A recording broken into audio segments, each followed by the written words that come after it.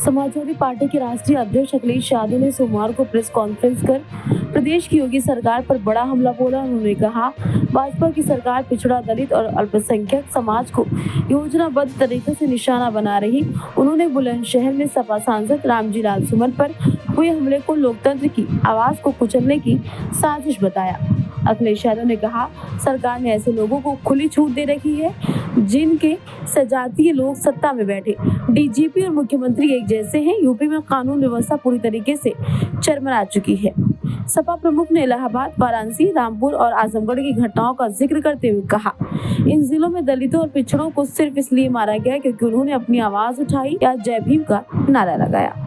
PDA संकल्प के तहत जनसंपर्क करेंगे। सपा प्रमुख का कहना है, समाजवादी पार्टी पीडीए संकल्प के तहत दलित, वंचित और पिछड़े वर्गों के बीच जाकर अभियान चलाएगी। युवाओं को संगठन से जोड़कर भाजपा को सत्ता से बाहर करने का काम करेगी। तो कैप पहनते थे, क्रांति का रंग है, लेकिन अब आप देखोगे तो इनका जो शर्ट का रंग है वो भी लाल है।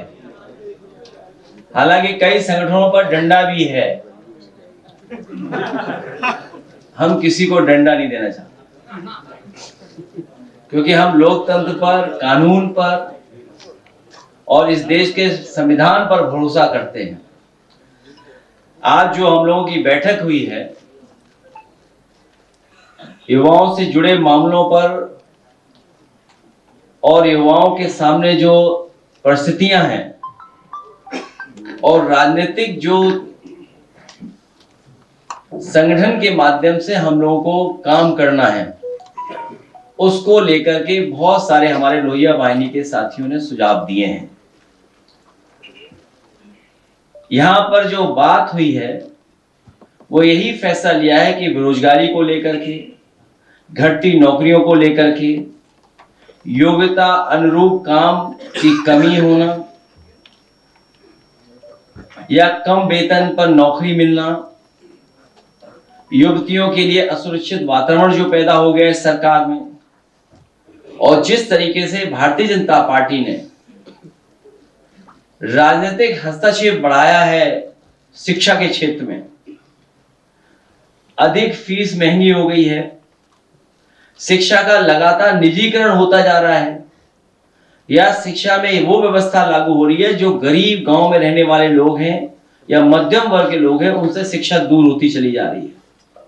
ऑनलाइन शिक्षा की भी समस्याएं हैं, उनको लेकर के भी सुझाव आए हैं। और इधर जो रोजगार की बात तो हम लोग करते हैं, लेकिन इस सरकार में कमीशनबाजी बहुत बड़ी है,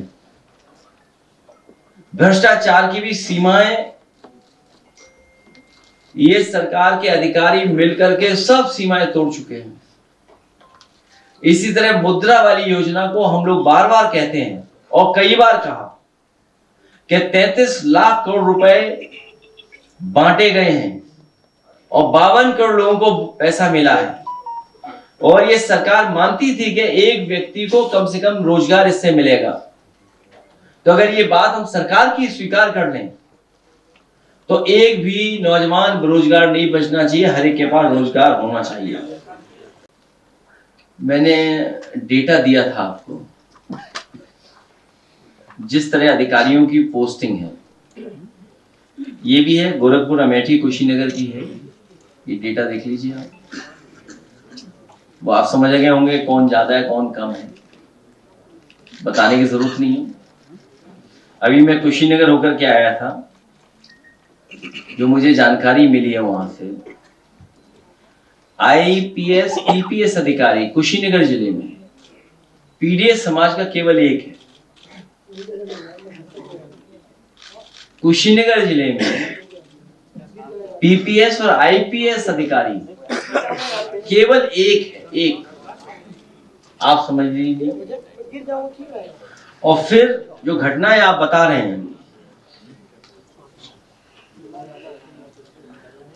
तो जो हमला अभी हुआ था रामजी लाल सुमन जी का, पूरे डराने के लिए हुआ था, डराने के लिए। और ये हमला कोई पहली बार नहीं हो रहा है। इसमें क्या दूसरे राज्यों के लोग भी हैं करणी सेना या उनका सपोर्ट है? ये सरकार का सपोर्ट है, डीजीपी साहब का सपोर्ट है। जो मुख्यमंत्री जी हैं और डीजीपी एक ही तरह के हैं लोग, इसलिए समर्थन है। हाल ही में जो घटना हुई है, ये जो हमला हुआ था, ये हमला इसलिए भी हुआ है कि सुमन जी दलितों को कुचलने वालों के खिलाफ आवाज उठाने के लिए बुलंदशहर के उस सुनहरा गांव में जा रहे थे, जहां सत्ता सजातियों ने कुछ दलितों को कई बार बेरहमी से रौंदा था, जिसमें एक दलित महिला की मौत भी हुई है और कई बुरी तरह घायल हुए हैं।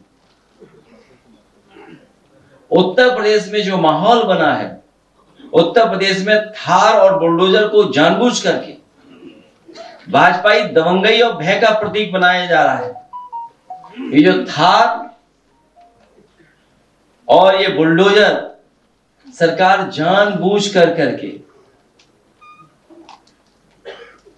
लोगों को डराने के लिए, लोग भयभीत हो जाएं, उसका प्रतीक बनाने का काम चल रहा है सरकार में।